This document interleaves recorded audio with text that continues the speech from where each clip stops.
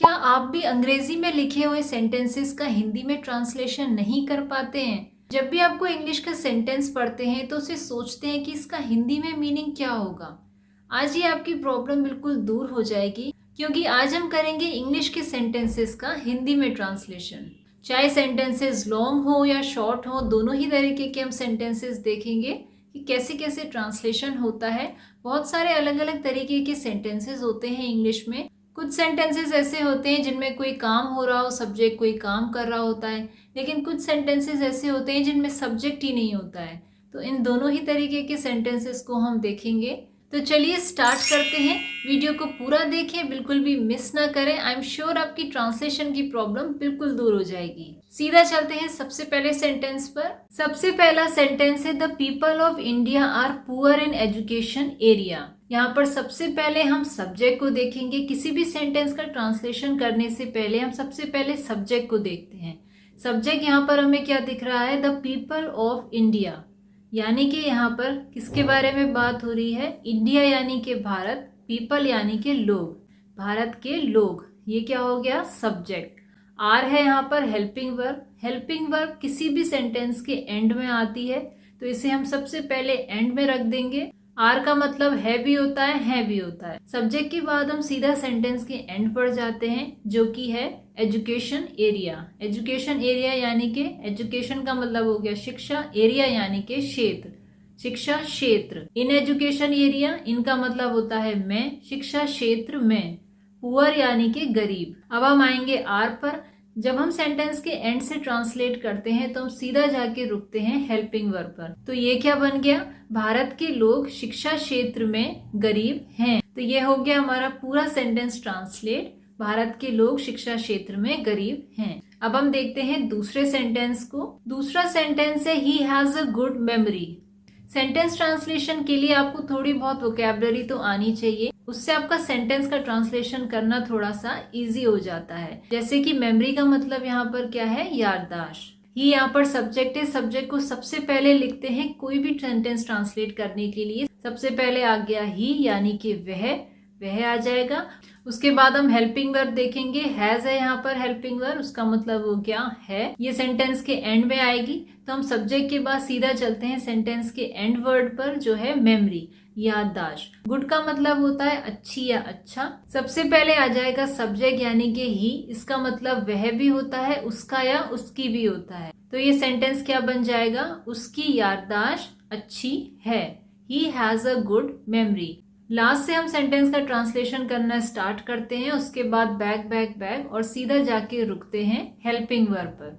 तो ये बन जाएगा उसकी याददाश्त अच्छी है। इसी तरीके से सेंटेंस ट्रांसलेट होते हैं जिनमें सब्जेक्ट होता है, वर्ब होती है, हेल्पिंग वर्ब होता है, ऑब्जेक्ट होता है, सब्जेक्ट के बारे में कोई बात होती है। The earth revolves round the sun. इसमें कोई भी हेल्पिंग वर्ब नहीं दिखाई दे रही है, जैसे कि is, am, are, was, were, has, have, had. यहाँ पर सब्जेक्ट है द अर्थ यानी कि पृथ्वी। रिवॉल्व्स का मतलब होता है घूमना। तो ये सेंटेंस क्या बन जाएगा? पृथ्वी सूरज के चारों ओर चक्कर काटती है। अब हम एक और सेंटेंस देखते हैं। He went home slowly today. He यहाँ पर सब्जेक्ट है यानी कि वह। वेंट यहाँ पर क्या है? एक वर्ब है। किसी भी सेंटेंस में हेल्पिंग वर्ब हो या वर्ब हो, वो सेंटेंस के एंड में ही आती है। तो अब हम चलेंगे सीधा सेंटेंस के एंड वर्ड पर, जो है टुडे। टुडे को हम पहले ट्रांसलेट करेंगे, ये हो जाएगा आज। स्लोली यानी कि धीरे धीरे, होम यानी कि घर, और वेंट यानी कि चले जाना। तो ये पूरा सेंटेंस क्या बन जाएगा?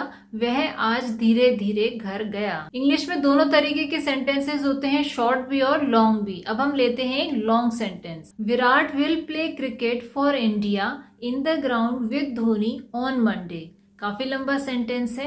तो सबसे पहले इसमें सब्जेक्ट क्या है? विराट। विराट है सब्जेक्ट। जैसे कि इसमें टाइम भी दे रखा है ऑन मंडे। टाइम वाला फ्रेज हमेशा स्टार्टिंग में आता है, आप ले सकते हैं। ऑन मंडे का मतलब होता है यानी कि सोमवार को। सोमवार को विराट भी कह सकते हैं या विराट सोमवार को भी कह सकते हैं। अगर टाइम वाला फ्रेज सेंटेंस के स्टार्टिंग में दे रखा है तो वो सेंटेंस के स्टार्टिंग में ही आएगा। तो सबसे पहले यहाँ पर हम लेंगे सब्जेक्ट विराट, उसके बाद हम जाएंगे सीधा सेंटेंस के एंड पर, ऑन मंडे, सोमवार को। ऑन मंडे का मतलब हो गया सोमवार को। अब कुछ सेंटेंसेस ऐसे होते हैं इंग्लिश में जिनमें सीधा सीधा एक एक वर्ड लिखा होता है, यानी कि सिंगल सिंगल वर्ड। पर कुछ ऐसे सेंटेंसेस होते हैं जो फ्रेजेस की फॉर्म में भी होते हैं। बहुत सारे फ्रेजेस होते हैं। अब इस सेंटेंस में कई सारे फ्रेजेस हैं। ऑन मंडे एक फ्रेज है, विद धोनी एक फ्रेज है, अब ये एक साथ ही आएंगे। इन द ग्राउंड एक फ्रेज है, ऐसे ही है फॉर इंडिया। अब ये आगे पीछे नहीं हो सकते, इनका सिंगल सिंगल ट्रांसलेशन नहीं होगा, इनका ग्रुप में ही ट्रांसलेशन होगा। जैसे कि ऑन मंडे सोमवार को, विद धोनी यानी कि धोनी के साथ, इन द ग्राउंड यानी कि ग्राउंड में। क्रिकेट के लिए हम मैदान शब्द का यूज करते हैं, जमीन शब्द का यूज नहीं करते हैं, तो ये हो जाएगा मैदान में।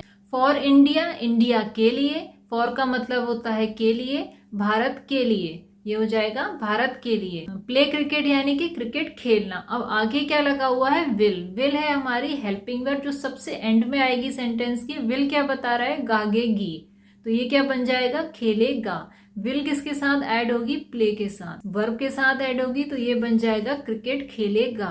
तो ये पूरा सेंटेंस क्या बन जाएगा ट्रांसलेट होके, विराट सोमवार को धोनी के साथ मैदान में भारत के लिए क्रिकेट खेलेगा। अब हम देखते हैं वो सेंटेंस जिनमें कोई टाइम दे रखा हो, जैसे कि 1 डे, 1 मॉर्निंग, 1 इवनिंग। तो हमारा सेंटेंस है 1 day I decided to go to the park. 1 day यहाँ पर क्या है, सेंटेंस के स्टार्टिंग में आया है। टाइम जहां पर सेंटेंस के स्टार्टिंग में आता है वो सेंटेंस के स्टार्टिंग में ही हिंदी में भी ट्रांसलेट होता है। तो ये सबसे पहले आएगा एक दिन। अगर यहाँ पर 1 मॉर्निंग होता है तो एक सुबह, तो सबसे पहले यही लिखा जाएगा, उसके बाद हम जाएंगे सब्जेक्ट पर। टू द पार्क यहाँ पर क्या है, एक फ्रेज है तो एक साथ आएगा पार्क को। गो यानी कि जाना वर्ब है, उसके बाद डिसाइडेड भी क्या है, एक वर्ब है। डिसाइडेड क्या बता रही है, पास्ट की फॉर्म बता रही है, तो यहाँ पर अपने आप था लग जाएगा इसमें, क्योंकि इसमें ईडी लगा हुआ है। डिसाइड एक वर्ड है, इसमें आगे ईडी लगा हुआ है, तो ये क्या बन जाएगा, डिसाइडेड। तो ये पूरा सेंटेंस क्या बनेगा, एक दिन मैंने पार्क में जाने का डिसाइड किया था। ऐसे टाइम बताने वाले सेंटेंस में टाइम सबसे पहले ही आता है, उसके बाद सब्जेक्ट, उसके बाद हेल्पिंग वर्ब, उसके बाद बाकी का पार्ट। कुछ ऐसे सेंटेंसेस भी होते हैं इंग्लिश में जिनमें 2 या 3 सेंटेंसेस एक साथ सेंटेंस में आते हैं, जैसे कि Akash failed because he did not read. Akash failed यहाँ पर एक सेंटेंस है, because he did not read एक सेंटेंस है। बिकॉज से जुड़े हुए हैं दोनों सेंटेंस। आकाश फेल हुआ क्योंकि वह पढ़ा नहीं था। ऐसे ही है, as I open the door I saw a beggar. Beggar का मतलब हो गया भिखारी। सॉ यानी कि सी की पास फॉर्म है, देखा यानी कि देखना, तो सॉ बन गया देखा। As I open the door, door यानी कि दरवाजा, ओपन यानी कि खोलना। जैसे ही मैंने दरवाजा खोला, तो इसमें भी 2 सेंटेंसेस हैं, तो पहला वाला सेंटेंस पहले ट्रांसलेट होगा, दूसरा वाला सेंटेंस बाद में ट्रांसलेट होगा। ऐसे सेंटेंसेस में 2 या 3 सेंटेंसेस एक ही सेंटेंस में होते हैं। As I open the door, जैसे ही मैंने दरवाजा खोला। आई सॉ अ बैगर, मैंने एक भिखारी को देखा। अब कुछ सेंटेंसेस इंग्लिश में ऐसे होते हैं जिनमें कोई सब्जेक्ट नहीं होता है, सिर्फ वर्ब होती है। डोंट गो देयर, डोंट का मतलब हो गया नहीं, गो यानी कि जाना, डोंट लग गया तो नहीं जाने की बात हो रही है, देयर यानी कि वहां, वहां मत जाओ। तो ये बैक से सीधा ट्रांसलेट हो गए हैं, वहां मत जाओ, क्योंकि यहाँ पर सब्जेक्ट है ही नहीं, तो हम सीधा सेंटेंस के एंड से ट्रांसलेट करेंगे, वहां मत जाओ। ऐसे ही है ओपन द डोर, यहाँ पर भी कोई है जो दरवाजा खोलेगा, लेकिन सब्जेक्ट यहाँ पर नहीं है। ओपन यानी कि खोलना, डोर यानी कि दरवाजा, दरवाजा खोलो। ये वो वाले सेंटेंसेस होते हैं जिनमें खोलो, जाओ, करो, आओ, देखो, इस तरीके के वर्ड्स होते हैं। ओपन द डोर क्या बन जाएगा, दरवाजा खोलो। ऐसे ही है कम हियर, हियर का मतलब यहाँ, कम यानी कि आना, यहाँ आओ। ऐसे ही है डोंट डू दिस, दिस यानी कि ये, डू यानी कि करना, डोंट यानी कि नहीं करने की बात हो रही है। डोंट डू दिस क्या बन जाएगा, ये मत करो। डोंट ईट दैट, ये भी एक सेंटेंस है, कोई है सब्जेक्ट जो कुछ खाने की बारे में बात हो रही है, लेकिन यहाँ पर सब्जेक्ट नहीं है। ईट यानी कि खाना, डोंट यानी कि नहीं खाने के बारे में बात हो रही है। डोंट ईट दैट, दैट यानी कि वो मत खाओ। ऐसे सेंटेंसेस में कोई भी सब्जेक्ट नहीं होता है, इसलिए इन्हें सीधा सेंटेंस के एंड वर्ड से, जो कि राइट में होता है, वहां से लेफ्ट की ओर को ट्रांसलेट करते जाना होता है। यानी कि दाएं से बाएं कह सकते हैं आप, राइट से लेफ्ट को हम ट्रांसलेट करते जाएंगे। तो किसी भी सेंटेंस में अगर सब्जेक्ट है तो सबसे पहले आता है, हेल्पिंग वर्ब या वर्ब है तो सेंटेंस के एंड में आती है, उसके बाद सेंटेंस का बाकी का जो भी पार्ट है वो सेंटेंस के एंड वर्ड से यानी कि जो राइट में है वहां से लेफ्ट की ओर को हम ट्रांसलेट करते जाते हैं। आई होप आपको सेंटेंस ट्रांसलेशन का ये वीडियो समझ आया होगा और हमने जो भी ट्रांसलेशन करने के तरीके देखे आपको बिल्कुल क्लियर हुए होंगे। अब आप किसी भी सेंटेंस का ट्रांसलेशन इजीली कर सकते हैं। कोई भी क्वेरी है तो कमेंट बॉक्स में कमेंट करके बताएं। वीडियो पसंद आई है तो इसे लाइक जरूर करें। तब तक के लिए मिलते हैं नेक्स्ट वीडियो में।